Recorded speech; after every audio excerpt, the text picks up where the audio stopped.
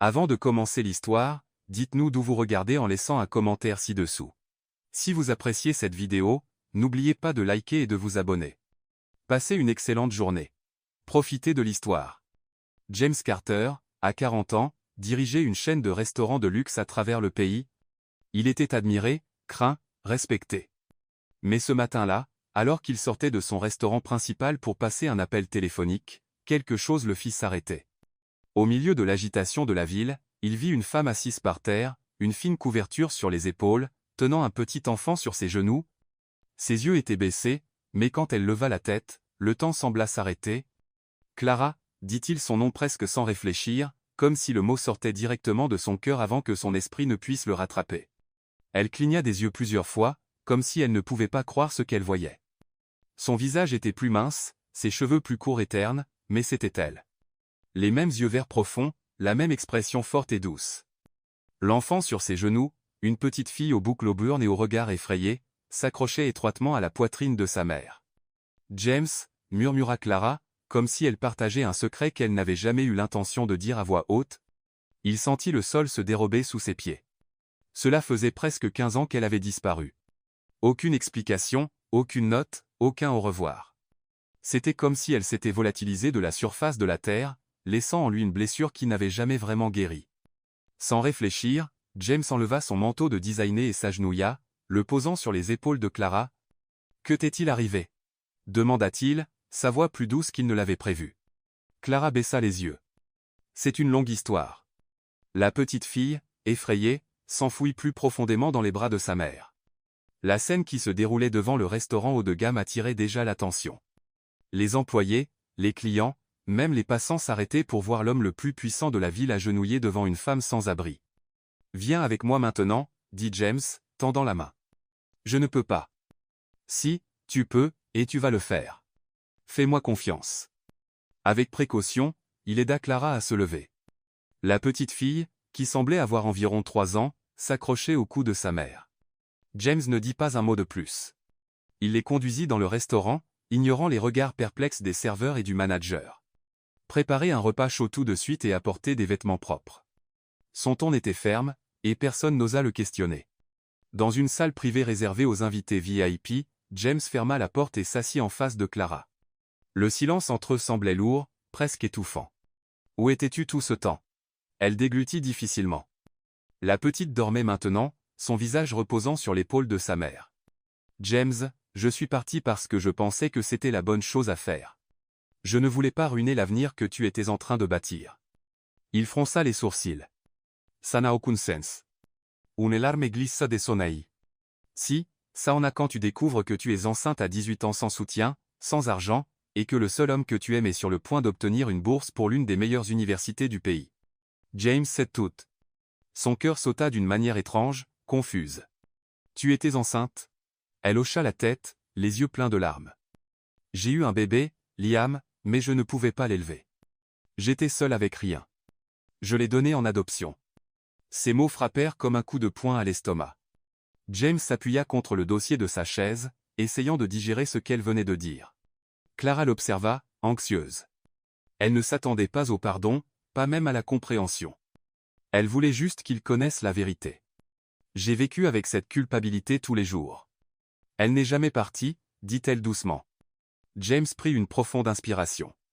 Il sentait un nœud dans sa poitrine, un mélange de colère, de tristesse, de surprise, et quelque chose qu'il ne voulait pas admettre.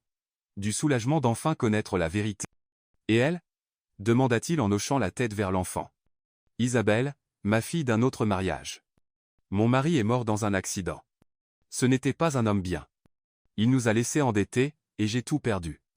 Nous sommes à la rue depuis quelques semaines maintenant. » Un serveur entra, brisant le moment, apportant des assiettes chaudes et un petit plateau de fruits. Clara le remercia discrètement. Isabelle se réveilla à l'odeur de la nourriture et ouvrit lentement les yeux. Quand elle vit James, ses yeux s'écarquillèrent de curiosité.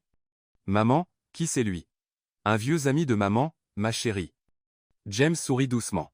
« Salut, Isabelle. Tu peux m'appeler James. » La petite fille sourit timidement et prit une bouchée de pain. James les observa un moment. Cette image d'un enfant affamé et de la femme qu'il avait autrefois aimée, maintenant si brisée, remua quelque chose de profond en lui. Vous passez la nuit dans un hôtel. Demain, on parlera plus. Clara voulait dire non, par fierté, par peur, incertaine de comment accepter de l'aide de quelqu'un qu'elle avait blessé si profondément. Mais elle hocha simplement la tête parce que, pour la première fois depuis de nombreuses années, quelqu'un la traitait avec dignité, et elle ne savait pas que ce geste changerait tout. La chambre d'hôtel était simple mais confortable. Clara ne savait pas comment réagir quand elle vit le lit doux, la salle de bain propre, les draps pliés si soigneusement. Après des semaines à dormir dans des refuges bondés, des trottoirs froids et des bancs de gare, cet espace semblait un luxe presque inaccessible. Isabelle courut à la fenêtre, émerveillée par la vue sur la ville. « Maman, on peut voir le sommet du monde d'ici. » Clara sourit, s'agenouillant à côté de sa fille. « C'est beau, n'est-ce pas ?» murmura-t-elle, tenant sa petite main. Dehors, James attendait dans le hall de l'hôtel. Le chauffeur était prêt à le ramener au bureau, mais il ne pouvait pas partir. L'image de Clara et Isabelle restait avec lui. Quelque chose en lui avait été remué, un vieil instinct, longtemps oublié mais encore vivant, un mélange de protection et d'amour. Et juste peut être, un besoin de compenser ce qui n'avait pas pu être sauvé dans le passé. Pendant qu'il attendait, James prit son téléphone et appela Daniel. « Daniel, j'ai besoin que tu prépares des documents, des vêtements, et tout ce dont une femme et un enfant pourraient avoir besoin. » Son nom est Clara Thompson, et la fille, Isabelle. « Qui ?» demanda Daniel, suspicieux. « Fais juste ce que je te demande. » « C'est à propos de la femme de ce matin ? Celle assise sur le trottoir ? C'est ça. Elle va travailler avec nous. » « Quoi, James, es-tu devenu fou ? Est-ce que tu la connais même ? Je la connais mieux que quiconque. Fais-le demain. Je veux qu'elle soit au site de Soho comme assistante manager. Commence le processus d'embauche tout de suite. James raccrocha avant que Daniel ne puisse argumenter davantage. Il savait qu'il allait contre toutes les règles de son propre empire. Il avait toujours dit que son réseau reposait sur le professionnalisme avant tout, mais à ce moment-là, son cœur parlait plus fort que n'importe quelle politique. Le lendemain matin, Clara se réveilla au son de la télévision. Isabelle était déjà assise sur le tapis, collée à un dessin animé. Clara s'étira, et pendant un moment, oublia qu'elle était dans une chambre d'hôtel. Ce n'est que quand elle remarqua les vêtements propres suspendus sur la chaise et le nouveau sac que quelqu'un avait discrètement laissé pendant la nuit que la réalité la frappa. Elle soupira, se sentant à la fois reconnaissante et un peu honteuse. 2 heures plus tard, elle se tenait à l'entrée du restaurant de Soho. Les portes automatiques s'ouvrirent alors qu'elle avançait, révélant un espace élégant avec des murs de verre, du bois sombre, et le doux parfum d'épices fines dans l'air. Elle se sentait déplacée. Même vêtue de vêtements professionnels, avec ses cheveux soigneusement attachés, l'incertitude était encore dans ses yeux. Une jeune femme aux cheveux blonds et au regard acéré s'approcha. « Vous devez être Clara. Je m'appelle Lorraine, la directrice générale ici. Clara tendit l'empliment. Merci de m'accueillir. » Ordre direct du patron, dit Lorraine avec un demi-sourire, bien que ses yeux scrutent encore Clara de la tête aux pieds. Dans les premières minutes, Clara pouvait déjà sentir le poids des regards curieux, des murmures discrets et des regards jugeants de ses collègues, mais elle y était habituée. Être invisible dans les rues lui avait appris que le monde tend à juger avant de demander. À la fin de la journée, elle avait mémorisé le menu, appris comment fonctionnait le système interne, et évité 3 tentatives de conversation décontractées sur sa connexion avec James. Elle partit épuisée, mais la tête haute. James suivit tout de loin, lisant les rapports et écoutant discrètement les retours. Il ne voulait pas trop interférer, mais il ne pouvait pas non plus rester complètement détaché. Ce soir-là, il décida de visiter le site de Soho sans prévenir. Il trouva Clara dans le bureau, organisant des papiers, vêtue d'un uniforme impeccable, et semblant concentrée. Elle se tourna et sourit quand elle le vit. « Bonsoir, Monsieur Carter », dit-elle de manière joueuse. « Monsieur Carter ? C'est nouveau. » Il sourit en retour, croisant les bras. « Comment s'est passée ta première journée ? Défiante, mais juste. Est-ce que quelqu'un a été désagréable ? Rien que je ne puisse gérer. » Il l'observa un moment, admirant non seulement la beauté qui était encore là, mais sa force, la façon dont elle tenait bon même en portant tant à l'intérieur. « J'ai une proposition, » dit James, sortant une enveloppe de sa veste. « C'est un contrat de 3 mois comme assistante manager. Salaire complet, logement inclus, assurance santé aussi.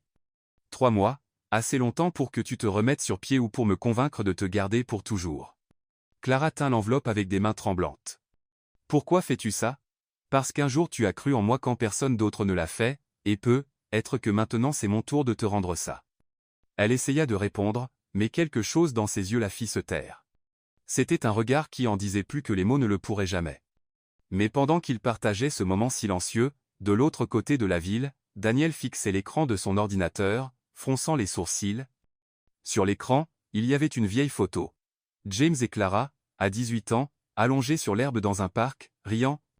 Et dans son tiroir, une lettre jaunie et froissée, une lettre qu'il avait écrite lui-même, se faisant passer pour Clara. James observait l'activité dans la salle à manger de l'un de ses restaurants les plus prestigieux, mais son esprit était loin. Même au milieu d'une réunion stratégique avec son équipe, il ne pouvait pas se concentrer. Les voix des exécutifs sonnaient comme un bruit de fond, tandis que des flashs de Clara remplissaient ses pensées, la façon dont elle souriait timidement, son regard ferme même quand elle tremblait à l'intérieur, la façon dont elle prenait soin de la petite Isabelle. James, appela Daniel, touchant doucement son épaule. « Désolé, qu'est-ce que tu disais ?» Daniel échangea un regard avec les autres managers et les renvoya discrètement d'un geste subtil. Une fois la pièce vide, il croisa les bras et regarda James avec le poids de quelque chose de gênant. « Tu penses vraiment que c'est une bonne idée ? De quoi tu parles ? Mettre une femme qui vivait dans la rue en charge comme assistante manager dans un restaurant haut de gamme. Tu places beaucoup de confiance en quelqu'un qui a disparu pendant presque 15 ans. » James se pencha en avant, posant ses coudes sur la table, et regarda son ami avec détermination. « Tu ne sais pas ce qu'elle a traversé. Toi non plus. » Le silence entre eux s'étira. Daniel fit quelques pas dans la pièce avant de continuer. « Tu as toujours été un homme de logique, James. Tu calcules tout. Depuis quand suis-tu ton cœur ? Depuis que j'ai vu quelqu'un que je croyais mort. » Sa réponse fut tranchante, portant un poids que Daniel n'avait pas prévu. « J'essaie juste de te protéger. » James le regarda pendant quelques secondes. « Est-ce que tu essaies de me protéger ? Ou est-ce que tu sais quelque chose que je ne sais pas ? » Daniel hésita une fraction de seconde, mais se reprit. « Ne commencez pas.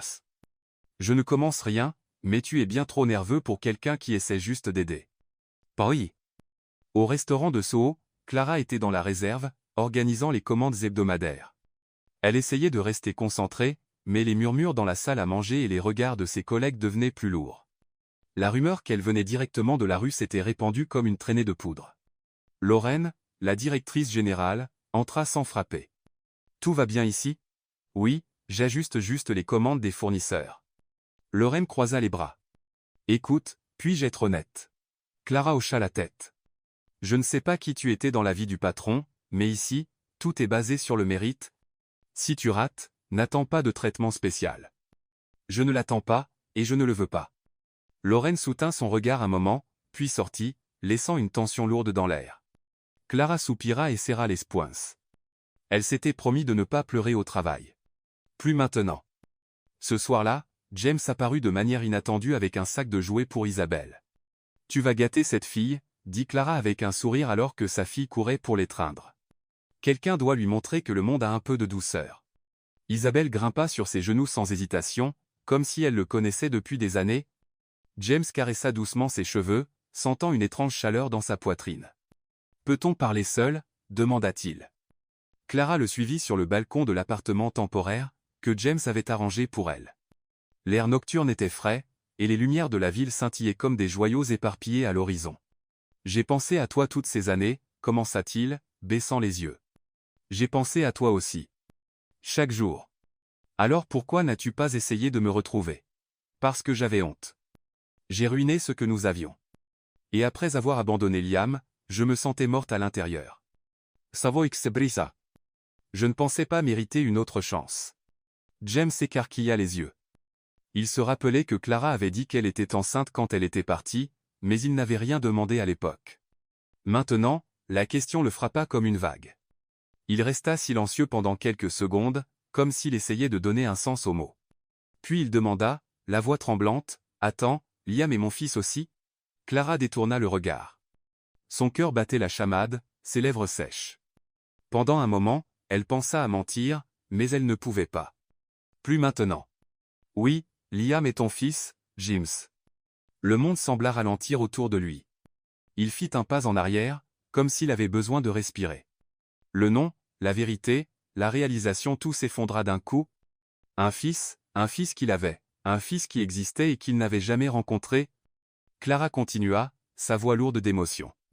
Je n'avais nulle part où aller, James. Aucun soutien. Et je pensais qu'avec une autre famille, il aurait une chance que je ne pouvais pas lui donner. James prit une profonde inspiration. Il sentait un nœud dans sa poitrine, un mélange de colère, de tristesse, de surprise, et quelque chose qu'il ne voulait pas admettre, du soulagement. Du soulagement d'enfin connaître la vérité. Je vais le trouver, dit-il enfin. Si tu veux que je le fasse?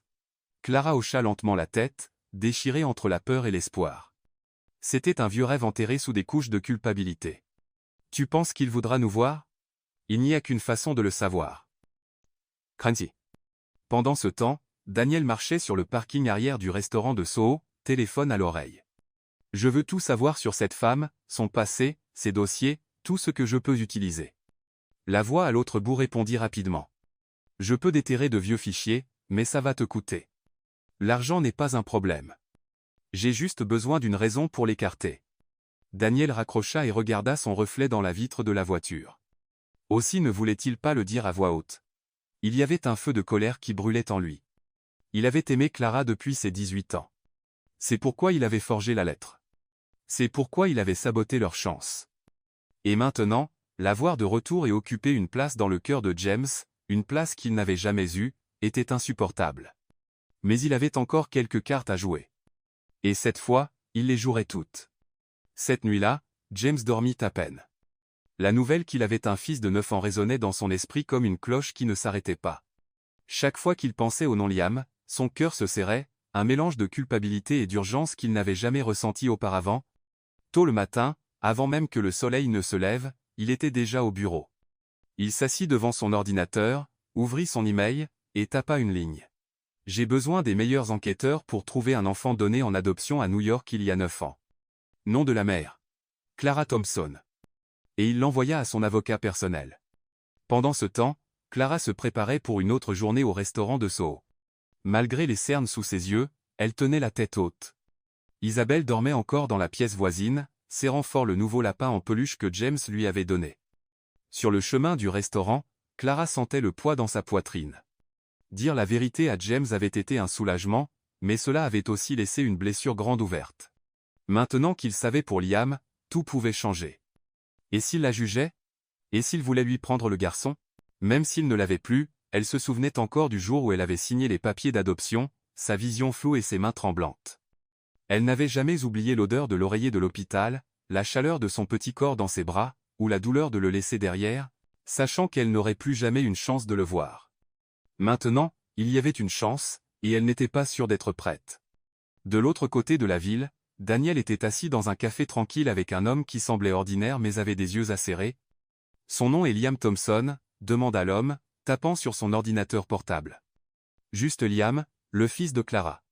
Il doit avoir été adopté dans un hôpital quelque part dans la ville il y a environ 9 ans. » L'homme continua à taper, les yeux collés à l'écran.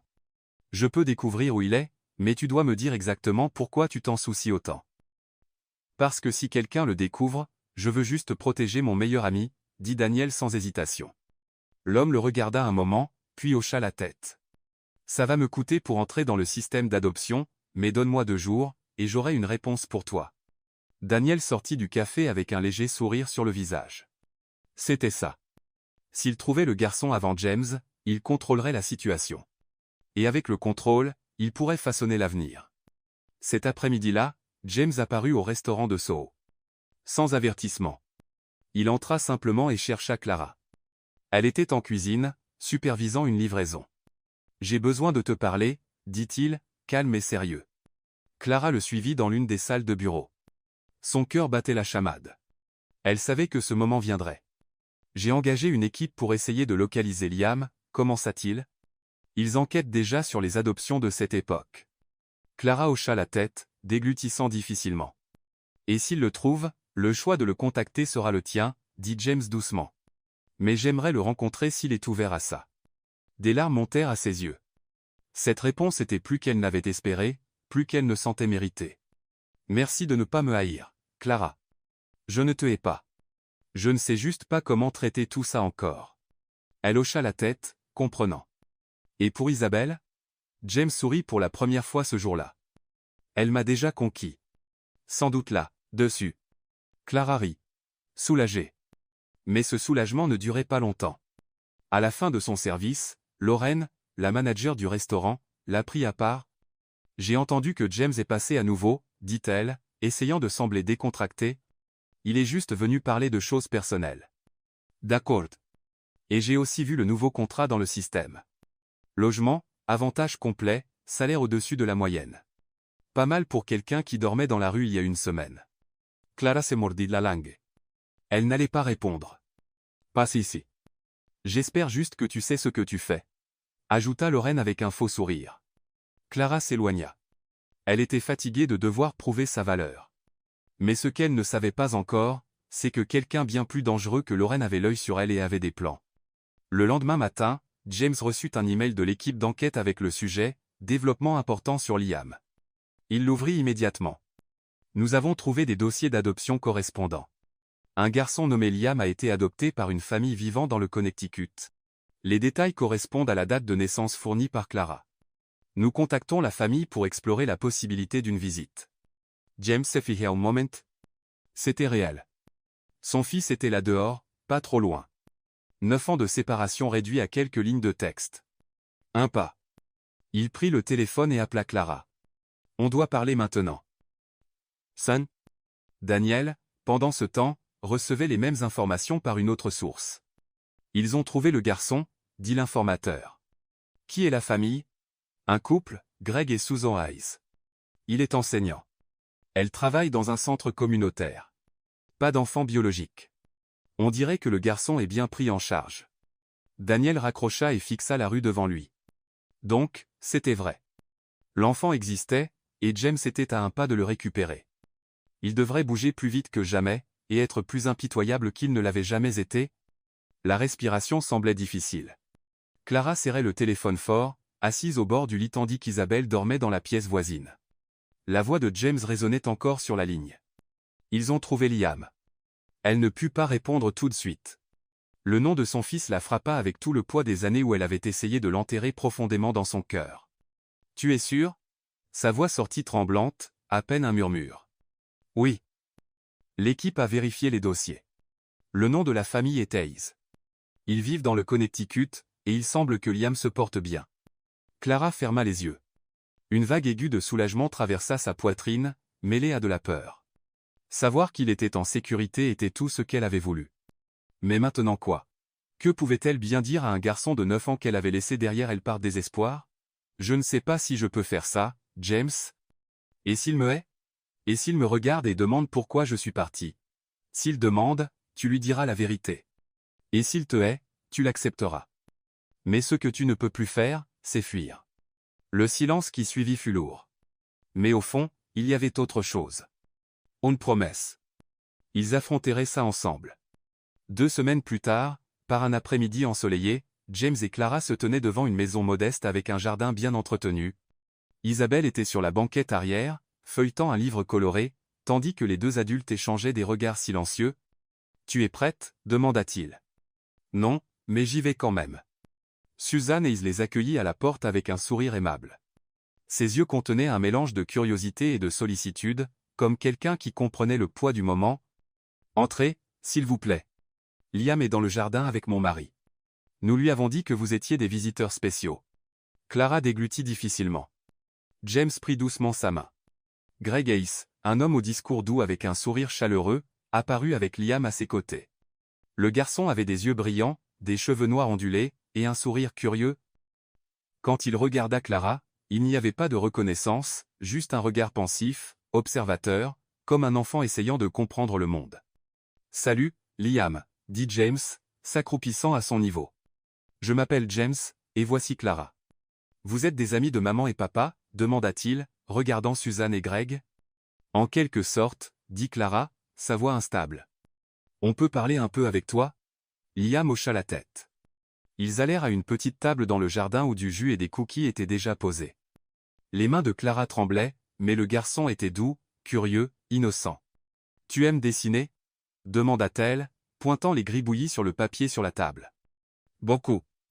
Je veux être inventeur, comme ce type à la télé. Tu sais. » Elle l'hérite. « Bien sûr que je sais. Et tu vas être un inventeur incroyable. Pendant qu'il parlait, James observait. Il n'y avait pas à nier. Liam avait quelque chose de lui, les yeux, la façon dont il se tenait, même ses gestes quand il parlait. Voir le garçon là, grandissant bien et heureux, remuait une douleur profonde, et, en même temps, une immense gratitude. Plus tard cet après-midi-là, Suzanne appela Liam à l'intérieur. « On vous laisse un peu d'intimité », dit Greg doucement, guidant le garçon. Clara s'assit sur le banc en bois sous l'arbre. « Je ne sais pas si je peux gérer ça, James. Tu as été très courageuse aujourd'hui. J'ai été une lâche pendant 9 ans. Non, tu as survécu, et maintenant tu essaies de réparer les choses. » Elle le regarda avec des yeux pleins de larmes. « Et s'il ne m'accepte jamais? Alors tu l'aimeras quand même. » Elle pleura discrètement pour la douleur d'hier, pour l'espoir d'aujourd'hui, et pour toutes les nuits où elle s'était endormie en se demandant ce que ce serait d'entendre ce nom à nouveau. Pendant ce temps, Daniel observait la maison des Hay de loin.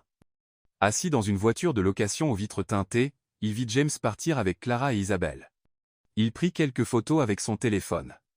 Du siège passager, l'informateur demanda « Tu veux que je publie ça ?»« Pas encore, mais je veux rester un pas en avance, toujours. »« Et qu'est-ce que tu y gagnes ?» Daniel resta silencieux. Puis il dit « Je l'ai aimé en premier, et il me l'a prise. Maintenant, il va apprendre ce que c'est que de tout perdre. » Can. Dans les jours qui suivirent, James et Clara visitèrent Liam plusieurs fois, toujours avec la permission d'Essay. Les visites étaient douces, détendues, sans hâte. À chaque conversation, Liam semblait plus à l'aise. Lors d'une visite, il s'approcha de Clara et demanda « Pourquoi tu pleures toujours quand tu me vois ?» Elle sourit tristement. « Parce que je t'ai attendu longtemps, et maintenant que je suis près de toi, c'est comme si mon cœur s'est enfin réveillé. » Le garçon l'étreignit, ne comprenant pas tout, mais sentant quelque chose que les mots ne pouvaient pas expliquer pleinement. Isabelle, de son côté, était devenue la sœur la plus bavarde du monde. À chaque visite, elle collait à Liam comme s'il avait toujours fait partie de sa vie quotidienne. « Quand est-ce qu'on joue à nouveau ?» demandait-elle à chaque au revoir. Au quartier général de l'entreprise de James, les choses commençaient à s'agiter. Daniel avait répandu des rumeurs parmi certains investisseurs, disant que James était émotionnellement impliqué avec une ancienne sans-abri au passé instable. L'un des partenaires demanda une réunion d'un ton préoccupé. « James, il y a des rumeurs qui circulent. Ta réputation est en jeu. Te rapprocher de cette femme pourrait endommager l'image de l'entreprise. Cette femme a un nom, et ce qui ruine la réputation d'une entreprise, c'est l'hypocrisie, pas la compassion. » Le partenaire secoua la tête. « Tout exposes. Quelqu'un travaille clairement contre toi. » James fixa le mur pendant quelques secondes. Il commençait à comprendre d'où venaient les attaques. Cette nuit-là, Clara reçut un appel inattendu.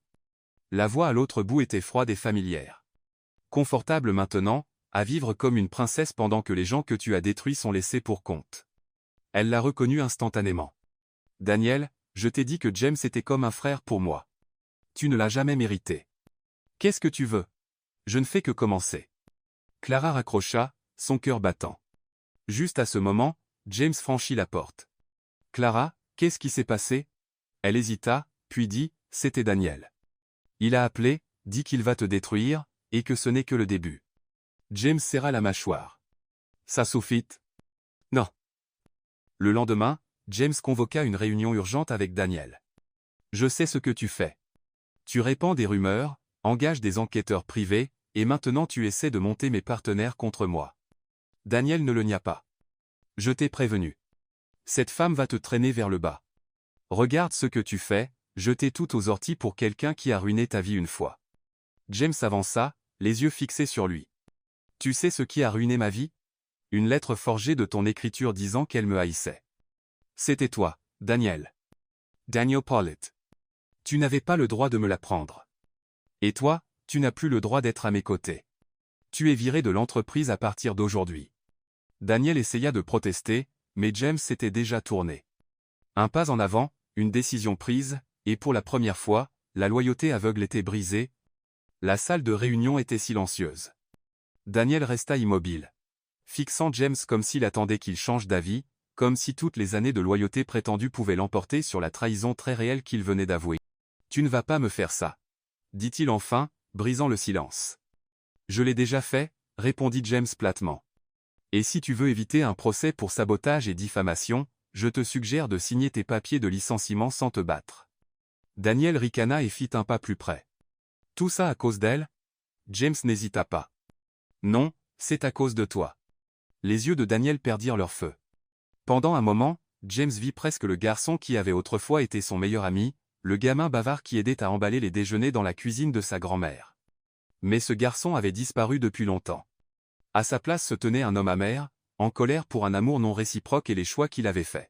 « Tu vas le regretter », murmura Daniel avant de sortir en trombe, claquant la porte derrière lui.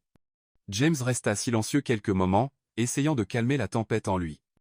Il savait qu'il avait pris la bonne décision, mais la victoire avait un goût amer. Dehors, Clara était assise dans l'un des fauteuils du hall. Quand Daniel passa sans même la regarder, elle savait déjà ce qui s'était passé. James suivit peu après. Son visage était tendu, mais il y avait quelque chose de nouveau dans ses yeux. Du soulagement. « Il est parti » demanda-t-elle doucement. « Il est viré de l'entreprise et de ma vie. » Clara serra sa main forte. « Je suis désolé. Ne le sois pas. Il a fait son choix, et maintenant j'ai fait le mien. » Elle le regarda un peu plus longtemps qu'elle n'aurait dû. Le silence entre eux était rempli de souvenirs, de regrets et de possibilités. Dans les jours qui suivirent, James se concentra plus que jamais sur la reconnexion avec Liam. Leur rencontre devint régulière, toujours en présence des parents adoptifs, Suzanne et Greg. Ils avaient clairement indiqué qu'ils étaient prêts à soutenir la connexion tant qu'elle était faite avec respect et soin. Un après-midi, pendant que James et Clara regardaient les enfants jouer ensemble dans le jardin, Isabelle et Liam riant avec un ballon d'eau dans les mains, elle s'approcha de James avec un sourire timide. « Il te ressemble quand il est concentré. » James esquissa un petit sourire. « Et il a ton entêtement. » Clara soupira. « Je ne sais même pas comment te remercier pour tout ça. »« Tu n'as pas à me remercier. Tu dois juste rester. » Elle tourna son visage vers lui. Elle voulait en dire plus, mais Isabelle vint en courant vers eux, Liam juste derrière, riant. « Maman. Maman. Liam va m'apprendre à dessiner des fusées. » Clara sourit. « Alors tu seras la première astronaute artiste du monde. » « Et je serai son ingénieur de fusée, » ajouta Liam excité. James les observa, la gorge serrée. La scène devant lui était exactement ce dont il n'avait jamais su qu'il avait besoin, une famille. Cette nuit-là, Clara sortit sur le porche de l'appartement temporaire où elle logeait. James était déjà là, buvant tranquillement du café. La ville bourdonnait en fond, mais il se sentait dans un monde à eux. « Je ne sais pas si je peux laisser tout ça arriver, » dit-elle. « Qu'est-ce que tu veux dire? Ça semble irréel. Après tout ce que j'ai fait, après tout ce que j'ai caché. Tu n'as pas caché les choses parce que tu le voulais. Tu survivais. Et si Liam me demande un jour pourquoi je suis parti, » James la regarda sérieusement. « Alors tu lui dis que tu étais jeune, effrayé, et sans soutien. Que tu as fait de ton mieux, et tu demandes pardon. C'est tout. » Elle hocha la tête, les yeux remplis de larmes. Elle s'approcha et posa sa tête sur son épaule. James ne s'écarta pas. Au lieu de ça, il passa son bras autour d'elle. « Je suis désolé pour tout, » murmura-t-elle. « Moi aussi. » Shuena. Pendant ce temps, Daniel faisait ses propres mouvements discrets. Il n'avait pas l'intention de disparaître. Pas Senkole. Et certainement pas de laisser James reconstruire sa vie si brillamment. Donc, il alla voir la presse. Un journaliste prêt à publier une histoire d'intérêt humain sur le passé de Clara. 2 jours plus tard, les titres commencèrent à apparaître. Ancienne mère célibataire sans abri travaille maintenant aux côtés d'un magnat des restaurants. Romance secrète. Employé embauché sans qualification. Les critiques grandissent sur le leadership de James Carter. L'article incluait de vieilles photos de Clara dans des refuges, des détails sur son mariage abusif, et, plus subtilement, des suggestions qu'elle avait piégé James pour sécuriser son avenir. Ce même jour, les membres du conseil d'administration convoquèrent une réunion d'urgence. James fut convoqué. C'est hors de contrôle. Les médias questionnent déjà la crédibilité de l'entreprise. Les investisseurs sont en alerte, dit un directeur. Je m'en occupe, répondit James. Personnellement, comment comptes-tu faire ça? James resta silencieux un moment. Puis il se leva avec la vérité. Le lendemain matin, il convoqua une conférence de presse dans l'un des restaurants de la chaîne. Les caméras étaient en place. Les journalistes impatients, James monta sur la petite scène, tenant une enveloppe dans ses mains. Au cours des derniers jours, il y a eu des rumeurs sur ma vie personnelle et professionnelle, des accusations qui questionnent l'intégrité de l'entreprise que j'ai bâtie. Donc, je vais clarifier les choses. Silence total. Il n'y a pas longtemps, j'ai renoué avec Clara Thompson, quelqu'un qui était très important pour moi dans le passé. Oui, elle a connu la sans-abri, mais ça ne définit pas qui elle est. Ce qui la définit, c'est la force qu'elle a montrée pour se relever, la façon dont elle prend soin de sa fille, la dignité qu'elle a gardée même quand le monde lui a tourné le dos. Les flashs des caméras crépitèrent. Je l'ai embauchée parce que je lui fais confiance et parce qu'elle est capable. Et oui, nous construisons quelque chose de personnel. Ça ne me rend pas moins professionnel. Au contraire, ça montre ma foi en les gens. Plus de flash, des murmures. Et si ça signifie que certains s'éloigneront de notre marque, c'est ok. Mais je veux que tout le monde sache que les valeurs que je défends comptent plus que n'importe quel contrat. Il descendit de la scène sous les applaudissements. Pas tout le monde applaudit, mais ceux qui le connaissaient virent un nouvel homme émerger ce jour-là. Des heures plus tard, Clara regarda l'interview à la maison, les larmes aux yeux. Isabelle dormait à côté d'elle, épuisée après une autre journée de jeu. Quand James arriva, il trouva Clara debout à la porte, tenant une enveloppe. « Tu n'avais pas à faire ça, dit-elle, la voix tremblante. Si, je le devais. Le monde avait besoin de l'entendre. Elle s'approcha. J'ai encore beaucoup de peur. Moi aussi. Mais entre avoir peur et fuir, je choisis de rester avec toi. Elle l'étreignit fort, et il l'étreignit en retour. Et là, sans grande promesse ou déclaration dramatique, ils s'autorisèrent simplement à respirer ensemble. La semaine suivante, James fut pris au dépourvu par un appel de Greg Hayes. Liam demande s'il peut passer un week-end avec vous. James faillit laisser tomber le téléphone. Bien sûr qu'il peut. Ce serait un honneur. Greg marqua une pause avant de continuer. Je voulais juste dire que je vois l'effort que vous faites, et je pense qu'il mérite de connaître toute la vérité, avec amour, avec respect. C'est exactement ce qu'on va faire. Né. Ce vendredi-là fut inoubliable. Liam arriva avec un sac à dos sur les épaules, plein d'excitation, et fut accueilli par des étreintes d'Isabelle et des sourires de Clara. Ils passèrent le week-end à jouer, à cuire des gâteaux, et à construire des forts en couverture au milieu du salon. Le samedi soir, après que les enfants se soient endormis, James s'approcha de Clara. « Tu penses qu'il est prêt à savoir ?» Elle hocha lentement la tête. « Oui, et nous aussi. » Meuda. Le dimanche matin arriva tranquillement, presque respectueusement. Pour la première fois depuis longtemps, Clara se réveilla sans que l'anxiété ne lui serre la poitrine. La lumière douce du soleil entrait par la fenêtre, réchauffant le sol de l'appartement, où deux forts en couverture se tenaient encore. Au centre de la pièce, Liam et Isabelle dormaient côte à côte, épuisés par les aventures de la nuit. James était déjà en cuisine, faisant des pancakes. Il écoutait la respiration calme des enfants et sentait une paix différente, pas celle qui vient du succès ou de la reconnaissance, mais de simplement les avoir là, de la famille qui, contre toute attente, se reconstruisait. Clara entra sur la pointe des pieds, encore en pyjama. Elle sourit au désordre et aux soins qu'il mettait à retourner les pancakes juste comme il faut. « Tu es devenu un vrai papa du week-end. » plaisanta-t-elle. « Je ne sais pas si c'est le travail le plus dur ou le plus gratifiant, mais j'aime ça. » Elle s'approcha et prit une tasse de café. « Aujourd'hui est le jour. » Yes, ice. J'ai pensé à 1000 façons de lui dire. Mais aucune ne semble parfaite parce qu'il n'y en a pas. Il faut juste que ce soit honnête, gentil et vrai. James hocha la tête. Il savait, et il sentait le poids au fond de son estomac. Plus tard, les quatre s'assirent ensemble dans le salon après le petit déjeuner. Isabelle travaillait sur un puzzle sur le tapis, distraite. Liam tenait une voiture jouée dans ses mains mais observait les adultes avec l'attention tranquille que seuls les enfants sensibles ont. James prit une profonde inspiration, jeta un regard à Clara, puis se tourna vers le garçon. « Liam, je peux te parler une minute ?»« Ok, » dit le garçon, s'asseyant à côté de lui sur le canapé.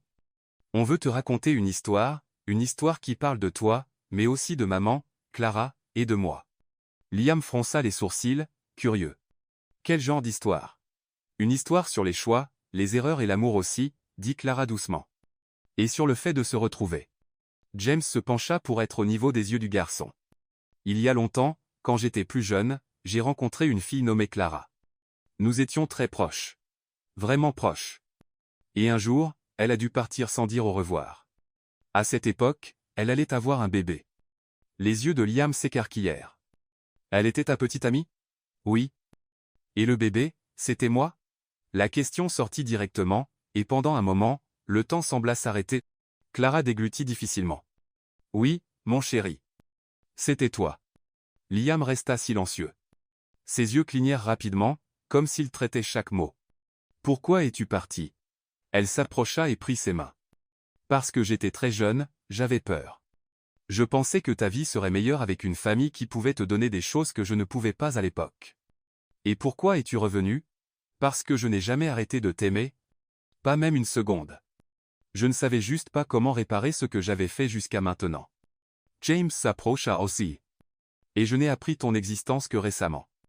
Et depuis, tout ce que je veux, c'est être proche de toi sans rien enlever à personne, juste ajouter. » Liam ne pleura pas. Il ne cria pas. Il ne s'enfuit pas. Il resta assis là, les yeux remplis de larmes, essayant de donner un sens à tout. « Donc, tu es mon papa ?» James sentit son cœur sauter un battement. « Oui, si tu veux que je le sois. » Le garçon le regarda longuement, puis se tourna vers Clara, et demanda, « Est-ce que mes parents actuels seront toujours mes parents ?»« Toujours, » répondit Clara immédiatement. « Ils sont incroyables, et ils t'aiment vraiment. Ça ne changera jamais. Et vous viendrez me voir, ou je pourrai venir vous voir ?»« Quand tu veux, » dit James avec un sourire doux. « On construira ça ensemble à ton rythme. » Liam ne dit rien pendant un moment. Il posa juste sa tête sur l'épaule de James. Et à ce moment, sans un seul mot, tout fut compris. Cet après-midi-là, Isabelle et Liam coururent dans le parc, jouèrent au frisbee, partagèrent une glace, et construisirent des châteaux de sable dans l'aire de jeux improvisés du parc. James et Clara les observaient de loin, assis sur un banc. « Il a compris plus que je ne le pensais, » dit James, portant encore le poids de l'émotion dans sa voix. « Les enfants sentent ce qui est réel.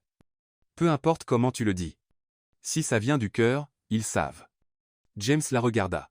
« Tu parles comme une mère qui a traversé beaucoup mais qui sait encore aimer. » Clara rit, sans cacher la tristesse. « Parce que si j'arrêtais d'aimer, j'arrêterais de vivre aussi. » Il prit sa main. Ils restèrent assis en silence un moment jusqu'à ce qu'elle demande, « Tu penses qu'on est prêt à vraiment assumer ça comme une famille ?» James ne répondit pas avec des mots. Il se pencha simplement et toucha son front contre le sien. Le geste en disait plus que n'importe quel discours. Pendant ce temps, Greg et Suzanne étaient assis sur leur porche, regardant une photo que Clara avait envoyée. Liam et Isabelle souriaient, leurs visages barbouillés de glace. « Il a l'air heureux, » dit Greg avec un sourire doux. « Et je suis surprise de ne pas me sentir jalouse, » ajouta Suzanne. « Je pense que c'est parce que je sais que l'amour n'est jamais trop. Il peut avoir 2 papas et 2 mamans et être encore plus aimé. » Greg hocha la tête. « Peut-être que ce qu'on fait maintenant est le plus grand acte d'amour qu'on lui ait jamais donné, en lui laissant connaître toute son histoire. » Oh oui. Le lundi, Clara revint au travail la tête haute. Les regards curieux étaient encore là, mais maintenant elle marchait différemment, pas parce qu'elle était avec James, mais parce qu'elle savait qui elle était. Elle savait de quoi elle était faite. À la fin de la journée, Lorraine l'appela dans le bureau. « Je voulais juste dire que je me suis trompée sur toi, » commença-t-elle, allant droit au but. « Je pensais que tu étais juste une autre favori du patron. Mais j'ai vu comment tu travailles avec l'équipe, comment tu t'impliques, comment tu écoutes. » Clara haussa les sourcils, surprise. « Merci. Ça signifie plus que tu ne le sais. Et si tu penses vraiment rester, je pourrais te recommander pour le programme de formation exécutive dans le réseau. » Clara sourit, cette fois avec fierté. « J'adorerais ça. M'adore. » Ce soir-là, James prépara un dîner simple, mais plein de sens. Clara arriva portant Isabelle, et Liam courut derrière elle, encore en uniforme scolaire. « Ma prof m'a félicité aujourd'hui, » cria le garçon. « Elle a dit que ma rédaction était la plus touchante de la classe. »« C'était sur quoi ?» demanda James. « Ma famille ?» James et Clara échangèrent un regard. « Et qu'est-ce que tu as écrit ?» demanda Clara. Liam haussa les épaules. « Que j'ai 2 maisons, 2 mamans, 2 papas, et une sœur très bruyante. » Isabelle fit une grimace offensée, et tout le monde rit. Cette nuit-là, ils rirent beaucoup. Ils racontèrent des histoires, firent une guerre de serviettes. Et à la fin, quand les enfants dormaient, James et Clara s'allongèrent sur le canapé, appuyés l'un contre l'autre. « Je n'aurais jamais pensé qu'un nouveau départ pouvait ressembler à ça, » dit-elle. « Moi non plus. Mais maintenant que c'est commencé, je ne veux pas que ça s'arrête. » Elle le regarda doucement. « Moi non plus. » Or. Le lendemain matin commença avec des rires. James, encore en tablier, luttait pour contrôler la pâte à gaufres tandis qu'Isabelle insistait pour ajouter des paillettes colorées dessus. Liam, concentré, observait chaque étape comme si c'était une leçon de science. Clara se tenait à la porte de la cuisine, observant et sentant. La vie semblait avoir de la couleur à nouveau. Après des années d'obscurité et de silence, ce bruit familial léger remplissait l'espace autrefois occupé par la culpabilité. « Tu penses pouvoir gérer un gamin qui observe tous tes mouvements ?» demanda Clara, taquine. « Je commence à aimer ça. Il me fait porter plus d'attention à tout, » répondit James, souriant à Liam. Cet après-midi-là, Liam rentra chez Greg et Susan. Le revoir fut calme, sans larmes, mais avec beaucoup d'étreintes serrées. Ils étaient devenus plus que le couple qu'il avait élevé. Ils étaient le pont entre son passé et son présent. « À plus tard, papa » dit Liam avant de monter en voiture. C'était la première fois qu'il utilisait le mot. James se figea une seconde, puis sourit et hocha la tête. La boule dans sa gorge était trop grosse pour répondre. 2 jours plus tard, Clara vérifiait l'horaire hebdomadaire au restaurant quand une notification inattendue apparut sur son téléphone. C'était un message d'un numéro inconnu. « Ce n'est pas fini. Tu sais ce que tu as fait. La vérité a un prix. » Elle arrêta de respirer un moment. Le téléphone faillit glisser de ses mains. Le numéro était différent, mais le style, le ton, la menace étaient inconfondables. Il ne fallut que quelques secondes pour que la mémoire fasse le reste. Le passé était revenu. Cette nuit-là, alors que James se préparait pour une autre réunion virtuelle, Clara apparut à la porte du bureau, tenant son téléphone. « J'ai reçu ça aujourd'hui » dit-elle simplement. Il lut le message, fronça les sourcils, et prit immédiatement le contrôle. « Quelqu'un te menace ? » « Je pense savoir qui c'est, » répondit-elle à voix basse. « Tu te souviens quand je t'ai dit qu'Isabelle était née d'un mariage qui m'a presque détruite ?» James hocha la tête. Son père, avant de mourir, faisait des menaces comme ça. Il surveillait tout, avait des amis avec des connexions louches, et je sais qu'il est parti, mais il a laissé des traces derrière des gens qui pensent encore que je lui dois quelque chose. James se leva. Sa voix ferme. Ça s'arrête maintenant. Demain, on engage de la sécurité. Je veux que ce numéro soit tracé. Si tu te sens menacé, on quitte la ville pour quelques jours, mais personne ne va te toucher. Tu n'es plus seule. Clara. Elle prit une profonde inspiration, essayant d'absorber la protection qu'il offrait. La peur était réelle, mais cette fois, elle ne l'affrontait pas seule. Le lendemain, l'un des enquêteurs privés de James traça le numéro. Ils découvrirent que le message avait été envoyé d'un téléphone prépayé enregistré sous un faux nom, situé près de l'ancienne maison de Clara. Elle n'y était pas retournée depuis qu'elle était partie, tenant Isabelle dans ses bras avec les dettes de son défunt mari frappant à la porte. Ça pourrait être quelqu'un de son cercle, ou quelqu'un essayant de te faire chanter maintenant que ton histoire est publique, expliqua l'enquêteur. Et si c'est plus que ça ? Demanda-t-elle. Alors on le découvrira, dit James. Et on protégera ce qui est à nous. Nion. Cette même semaine, pendant que Clara essayait de maintenir sa routine au restaurant, une femme apparut discrètement parmi les clients. Visage mince, maquillage lourd, et un regard qui glaça Clara sur place. « Je n'arrive pas à y croire », murmura-t-elle, posant le plateau. La femme s'approcha avec un sourire tordu. « Clara Thompson, je n'aurais jamais pensé te voir ici. Et si bien habillée, en plus. » Vanessa ? Vanessa était la sœur du défunt ex-mari de Clara. Pendant des années, elle avait prétendu soutenir Clara tout en aidant secrètement son frère à la manipuler. Et maintenant, elle était là, au milieu du restaurant, semblant prête à tout ramener. « J'ai entendu que ton histoire a fait les nouvelles. Le patron est tombé pour l'ancienne sans-abri. C'est ça ? Touchant, presque mignon. Pourquoi es-tu ici ? Parce qu'il y a des choses que tu as oublié de payer, ma chère ? Des dettes que mon frère a laissées, et maintenant elles sont sur tes épaules ? Et si tu ne veux pas que certaines photos et vidéos circulent, peut-être qu'on devrait avoir une belle discussion calme. » Clara sentit son sang se glacer. Est-ce que Vanessa avait des copies des vieux fichiers ? Ces images de la période la plus sombre avec son mari, le temps où elle avait été humiliée, enregistrées, démolies pièce par pièce. Tu me fais chanter. Non. Je t'offre une chance de nettoyer ta conscience et de garder la petite vie que tu as construite. Réfléchis-y. Oye. Cette nuit-là, Clara raconta tout à James. Pendant des années, je soupçonnais qu'elle avait du matériel pour m'utiliser contre moi, mais je pensais que ça avait disparu quand il est mort. Et maintenant elle apparaît, demandant de l'argent. Elle dit que si je ne paie pas, elle publiera tout, même des images d'Isabelle bébé, des choses qui n'auraient jamais dû exister. James écouta silencieusement. Quand elle finit, il était pâle mais composé. On va gérer ça légalement. J'ai les meilleurs avocats de la ville. Si elle publie quoi que ce soit, c'est un crime. On la fera arrêter. Et si elle agit avant que la loi ne l'arrête? Alors on dit la vérité avant elle. Quelle est la vérité, Clara? Ce qui t'est arrivé? La douleur que tu as traversée, on la racontera à notre façon, avec dignité. Si quelqu'un veut te juger après ça, il ne mérite pas d'être dans nos vies.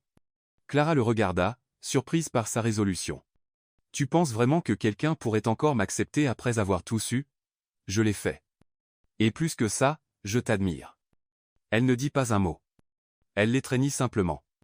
Et cette nuit-là, pour la première fois, elle ne pleura pas de peur. Elle pleura de courage.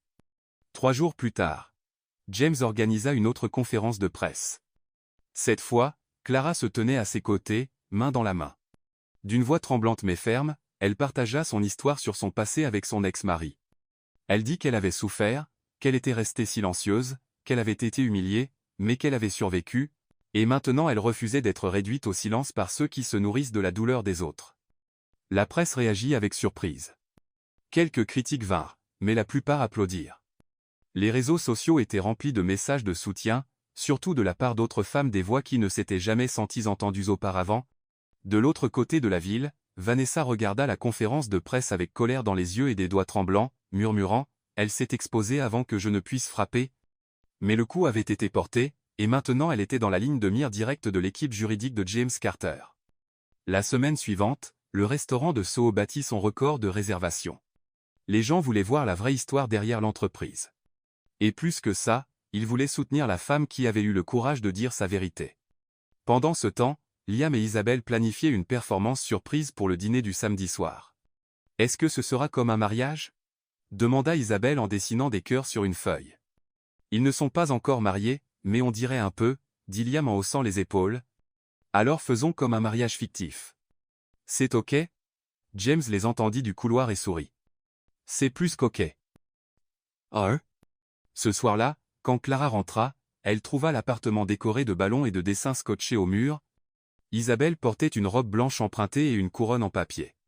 Liam portait un blazer de travers et tenait un grand livre, prétendant être l'officiant. « Nous sommes rassemblés ici aujourd'hui pour célébrer l'union de James et Clara, » dit Liam sérieusement, tandis qu'Isabelle tenait un bouquet en papier crépon. Clara rit. « Touché. Vous deux êtes incroyables. »« Nous sommes une famille, » répondit Liam. Et James, prenant sa main, ajouta, « Une qui n'a pas besoin de cérémonie pour être réelle. » Mais oh! Mais cette même nuit, dans le silence d'un parking sombre, un homme au visage usé et à l'expression ombragée parlait au téléphone. Elle s'en est sortie cette fois, mais il y a encore quelque chose à faire. « Et qu'est-ce que tu suggères ?» demanda la voix à l'autre bout. « Ce qui marche toujours?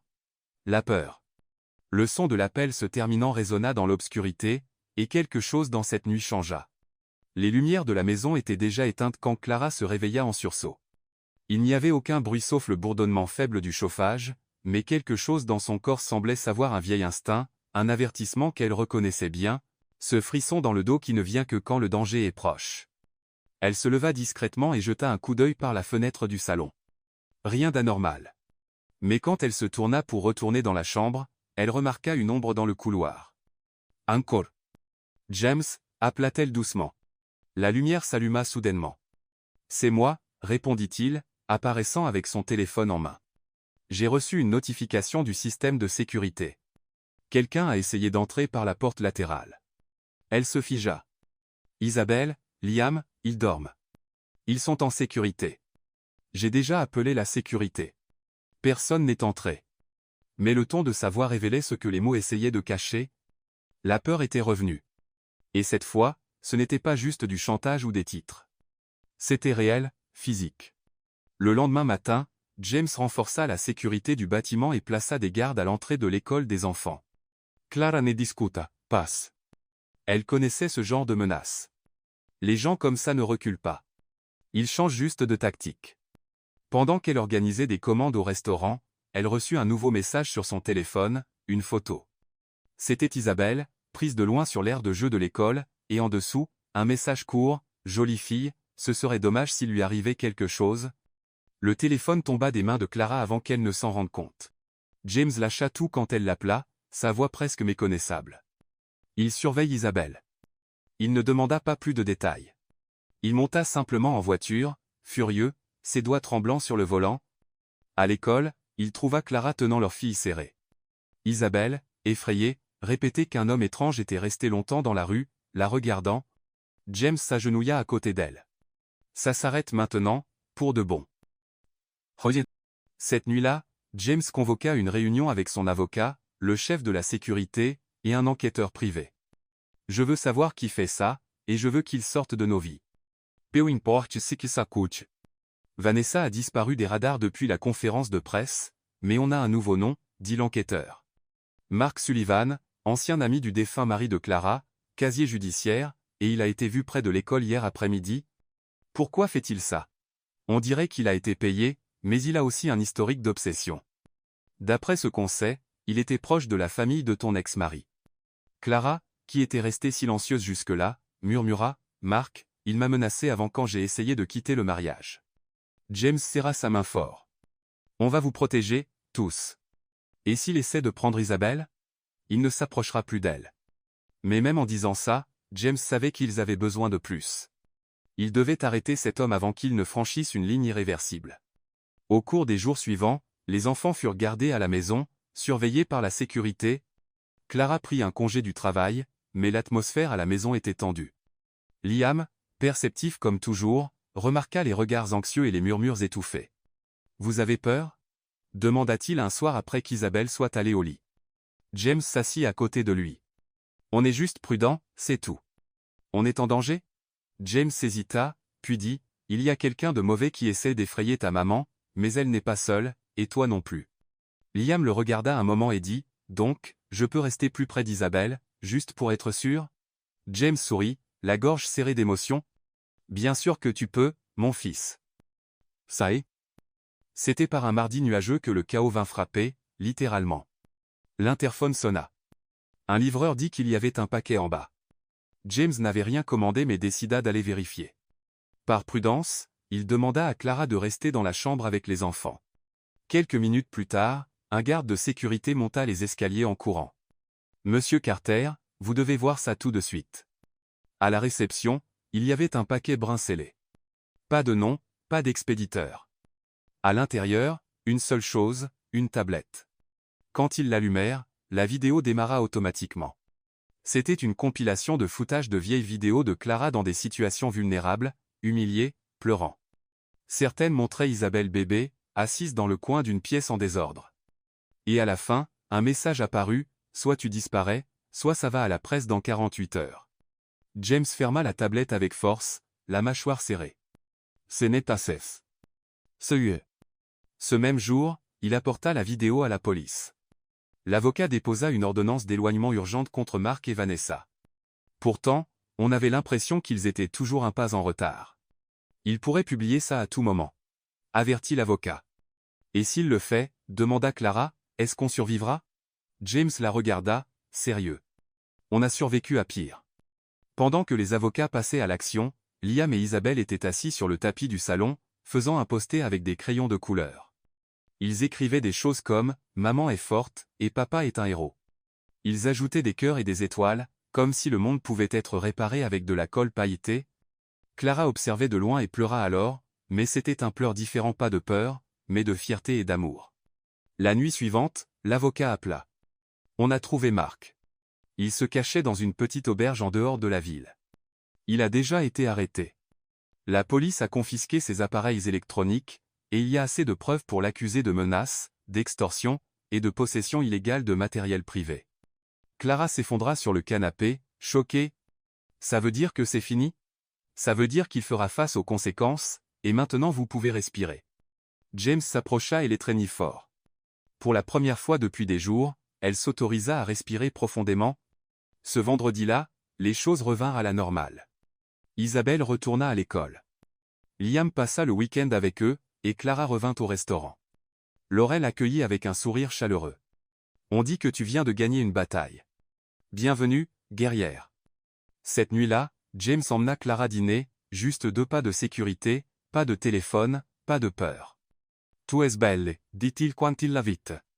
Et toi, on dirait que tu vas faire quelque chose de fou. » Elle rit. Peut être. Pendant le dîner, ils parlèrent de l'avenir, de voyage, de transformer l'appartement en leur maison pour toujours. Et puis, à la fin, James se leva. Il sortit une petite boîte de sa poche et s'agenouilla. Clara couvrit sa bouche de surprise. « Je n'ai pas une bague chère pour l'instant, pas de fleurs, mais j'ai la certitude que tu es la femme avec qui je veux vieillir. Toi, Isabelle, Liam on est une famille, et je veux le rendre officiel. Clara, veux-tu m'épouser ?» Elle n'hésita pas. « Oui. » À la table voisine, remarquant ce qui se passait, les gens commencèrent à applaudir discrètement. Cette nuit-là, de retour à la maison, Isabelle et Liam attendaient avec des yeux brillants. « Vous allez vraiment vous marier maintenant ?» demanda Isabelle. « Oui, ma chérie. » répondit Clara. « Alors je peux être la fille aux fleurs ?» cria-t-elle, excitée. « Et je porterai les alliances. » ajouta Liam. James sourit. « Vous deux pouvez être ce que vous voulez, parce que ce mariage est pour nous tous. » Niais. Le dimanche matin arriva avec du soleil. Pour la première fois depuis des semaines, la maison de James était complètement en paix, pas de précipitation, pas de peur, juste le son chaleureux de deux enfants, riant dans le salon en choisissant de la musique pour la fête de mariage. Clara était assise sur le canapé avec une tasse de thé, observant avec un sourire calme. Depuis la demande, quelque chose avait changé en elle. Pour la première fois, elle croyait vraiment pouvoir être heureuse sans toujours s'inquiéter de ce qui pourrait mal tourner. Elle avait survécu au pire, et maintenant elle était prête à vivre le meilleur. Donc, la fille aux fleurs devrait porter une couronne ou un diadème ? Demanda Isabelle, tenant deux options devant le miroir. Je pense que les deux pourraient être trop, ma chérie, dit Clara en riant. Trop n'est jamais trop pour le mariage de maman, répondit la petite fille, certaine. Liam entra avec un petit carnet. On a les invités confirmés ? Tu t'occupes de la liste des invités ? Demanda James en entrant dans le salon avec des sacs d'épicerie. Oui, et je pense à un gâteau à 2 étages, chocolat avec crème d'amande, rien de moins. Ce gamin est un petit exécutif, plaisanta James, se dirigeant vers la cuisine avec les sacs. Clara s'approcha et lui. Elle toucha doucement son visage. On n'a pas encore choisi une date. On peut en choisir une aujourd'hui, répondit-il sans hésitation. Et si c'était dans un mois ? Elle haussa les sourcils. Un mois ? Petit, intime, beau, juste les gens qui comptent. Elle hocha la tête. Un mois, alors. Tamdo. Puis, pendant que les enfants jouaient avec des paillettes et du papier construction, James reçut un appel inattendu. C'est à propos du dossier contre Mark Sullivan, dit l'avocat. Il a passé un accord avec le procureur. Un accord ? Il a tout avoué. A donné des preuves que Vanessa était derrière le chantage et qu'elle a reçu de l'argent de 2 autres personnes connectées à l'ex-mari de Clara. En échange, il purgera 2 ans d'assignation à résidence avec un bracelet électronique et des restrictions strictes. James se frotta le visage, épuisé. Et Vanessa ? Un mandat d'arrêt a été émis. On attend juste de la localiser. Dès qu'elle est trouvée, je veux être le premier à le savoir. Bien sûr, mais pour l'instant, vous êtes en sécurité. Non ? Dans les jours qui suivirent, la maison devint un centre de petites décisions. Clara essaya des robes, simples mais élégantes. Liam testa des chansons d'entrée. Isabelle insista pour répéter sa grande entrée dans le couloir du salon. Et James géra tous les détails administratifs avec un calme qui le surprit lui-même. La nuit, quand tout le monde dormait, il se surprenait à observer Clara allongée à côté de lui, son visage paisible. Parfois, il la regardait juste. D'autres fois, il remerciait silencieusement, Dieu qu'elle soit revenue, qu'elle ait survécu, qu'elle soit là. Un vendredi, pendant que Clara fermait la caisse du restaurant, Lorraine entra avec une enveloppe. « Ça est arrivé pour toi, livré en main propre. » Clara fronça les sourcils et prit l'enveloppe. Pas d'adresse de retour, pas de marque, juste son nom écrit avec un stylo ordinaire. Elle l'ouvrit avec précaution. À l'intérieur, une seule feuille de papier, une seule phrase manuscrite, pas tous les monstres restent enfermés pour toujours. Listen de Clara se glace. La police dit que Vanessa est encore en fuite, expliqua James des heures plus tard. Mais il pense qu'elle est à court de soutien. Elle est seule. Ça ne veut pas dire qu'elle n'essaiera pas quelque chose, répondit Clara, tendue. Elle a toujours travaillé dans l'ombre. On augmentera la sécurité pour le mariage, et si elle apparaît, ce sera la dernière fois. Clara hocha la tête, essayant de rester calme. Elle n'allait pas laisser quiconque détruire ce qu'il construisait. Pas cette fois. La semaine suivante, Greg et Suzanne passèrent à l'appartement. Ils apportèrent des fleurs et des sourires chaleureux. Liam va bien. Vraiment bien. Et plus que ça, il est heureux, dit Suzanne après une grande étreinte. Merci de nous l'avoir confié, dit Clara. Greg la regarda un moment. Tu fais partie de lui. Tu l'as toujours été. Jest comme ça. Mais ce qui nous touche le plus, c'est de voir comment tu n'essaies pas de remplacer qui que ce soit. Tu ajoutes juste à sa vie. Et on n'oubliera jamais ce que vous avez fait, ajouta James. Liam sortit en courant du salon, agitant une feuille de papier. Vous venez à mon mariage aussi, hein? Suzanne rit. Bien sûr, champion. Hein? Une semaine avant la cérémonie, Clara reçut une visite surprise au restaurant. C'était une femme plus âgée aux yeux fatigués et aux cheveux simplement attachés. Clara la reconnut instantanément. Madame Maria, dit Clara, surprise. La femme hocha la tête. Je t'ai vue à la télé. Reconnus ton nom de famille. Tu travaillais à la boulangerie de mon frère. Tu te souviens? Bien sûr que je me souviens. Vous m'avez tant aidé à l'époque. La femme s'assit, un peu hésitante. J'ai entendu que David était décédé, et je voulais dire que je n'ai jamais su ce qu'il te faisait. Je l'ai appris plus tard par des conversations. J'aurais dû faire plus. Clara prit une profonde inspiration. Ces mots, même tardifs, semblaient libérateurs. Vous ne devriez pas porter cette culpabilité. La seule personne qui aurait dû faire les choses différemment, c'était lui. La femme sourit, les yeux remplis de larmes. Ton fils, Liam. Il a l'air heureux. Toi aussi. Je suis contente que tu sois sorti de cet endroit. Passe beaucoup y arrivent. Clara tendit la main et serra la sienne. Certaines cicatrices ne partent jamais, mais on a appris à vivre avec et parfois même à sourire avec elles. Non. 2 jours avant le mariage, Clara visita l'ancien orphelinat où elle avait séjourné quelques mois adolescente. Elle voulait clore ce chapitre. Elle laissa un don au nom de Liam et Isabelle, puis parla au directeur de lancer un projet social avec son groupe de restaurants, embaucher des femmes en situation vulnérable, leur apprendre un métier, leur donner une seconde chance. Tu deviens une inspiration, Clara, dit le directeur. Non, j'essaie juste de rendre ce que j'ai reçu. Bien. La veille du mariage, James rentra avec un cadeau. Ce n'était pas une bague ou des fleurs. C'était une petite boîte en bois avec des gravures simples. C'est quoi? Demanda Clara. Ouvrez-la.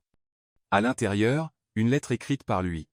Tu m'as appris à être un père avant même que je voie Liam courir. Tu m'as appris à être un homme avant de devenir un mari.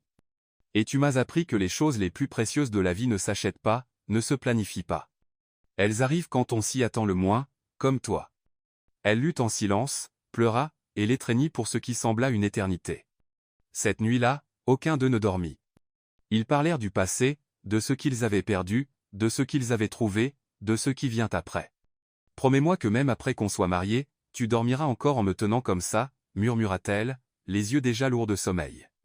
Je promets, même quand on sera vieux et ridé. Je ne me lasserai jamais de l'entendre. Et je ne me lasserai jamais de le dire. Ancien. Le grand jour commença avec un ciel clair et un léger parfum de fleurs dans l'air. La lumière du soleil entrait par les fenêtres de l'appartement avec une douceur qui semblait faite pour le moment. Clara se réveilla avant tout le monde. Elle alla sur le balcon et prit une profonde inspiration. Ce n'était pas de l'anxiété. C'était de la paix.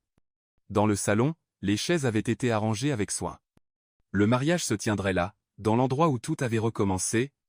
James voulait que ce soit intime, familier, et elle aussi. Sur la table, une photo dans un cadre. Une photo récente de Liam avec Isabelle sur ses épaules, tous deux riant au bord de l'océan. À côté, un autre cadre, plus ancien, une photo fanée d'elle et James adolescent, assis sur une balançoire, riant de quelque chose que le temps avait emporté depuis longtemps, mais qui maintenant semblait faire partie d'un destin qui n'avait fait que s'endormir un moment. Dans la chambre des enfants, Isabelle sautillait d'excitation dans sa petite robe blanche. « Maman va ressembler à une princesse », dit-elle, tournoyant avec son panier de fleurs en main. Liam plaçait soigneusement les alliances dans une petite boîte. Il était sérieux, comme s'il était responsable de la mission la plus importante du monde. « Tout doit être parfait », dit-il, vérifiant la position du ruban pour la 3e fois. « Ça le sera », assura James, entrant dans la pièce. « Parce que vous deux êtes le cœur de cette journée. » Liam sourit. Isabelle courut l'étreindre. James les enveloppa tous deux dans ses bras et les tint là quelques moments. Rien au monde ne se comparait à ce genre d'amour. Alors que les invités arrivaient, Greg et Suzanne furent les premiers à s'approcher de Clara. Tu rayonnes, dit Susan. Et très calme, ajouta Greg avec un sourire.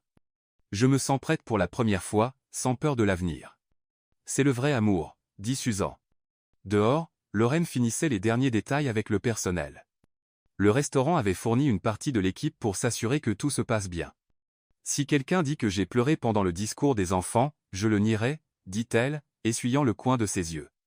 La cérémonie commença avec le son doux d'une guitare acoustique. Clara entra par la porte du salon, main dans la main avec Isabelle, qui éparpillait des pétales de fleurs sur le chemin. Ses yeux rencontrèrent ceux de James, et le monde autour sembla disparaître.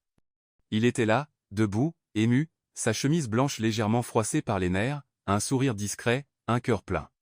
Liam se tenait à côté de l'autel improvisé, tenant la boîte des alliances avec les deux mains, se tenant comme un vrai gentleman. « Vous pouvez commencer » murmura-t-il, regardant l'officiant. L'officiant, un ami d'enfance de James, prononça seulement quelques mots, simples mais profonds. Ce que nous voyons ici aujourd'hui n'est pas seulement l'union de deux personnes, mais la réunion d'âmes qui ont survécu à tout, le silence, la distance, la peur. Et maintenant, elles ont choisi, pleinement conscientes, de continuer. James tint les mains de Clara. « Je promets de t'aimer non seulement les matins ensoleillés, mais à travers les nuits nuageuses, non parce que tu es parfaite, mais parce que nous sommes imparfaits ensemble. Et même ainsi, rien ne manque. » Clara sourit, les yeux remplis de larmes. « Je promets de ne jamais oublier d'où nous venons et de ne jamais laisser le passé nous définir, parce que la vie que nous construisons maintenant vaut déjà une vie entière. » Liam s'approcha et leur tendit les alliances. « C'est officiel maintenant, » murmura-t-il.